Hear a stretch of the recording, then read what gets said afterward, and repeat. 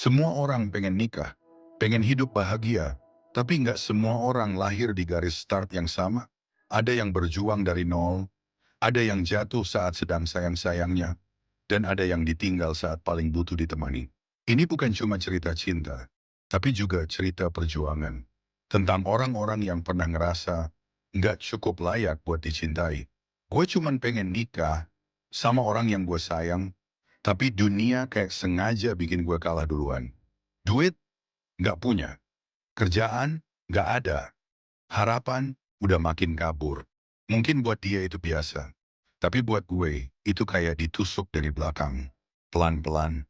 Dulu gue pikir cinta bisa ngalahin semuanya. Tapi makin kesini makin kelihatan. Uang bukan segalanya, tapi tanpa uang gue bukan siapa-siapa. Gue benci banget jadi miskin. Tapi yang lebih gue benci, jadi miskin sambil ditinggal orang yang lo bla-blain. Aku bingung, Bang.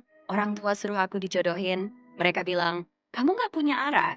Terus semua perjuangan kita gimana? 4 tahun cuman buat nyerah sekarang. Aku juga sayang sama abang. Tapi aku nggak bisa terus nunggu sesuatu yang nggak pasti, abang.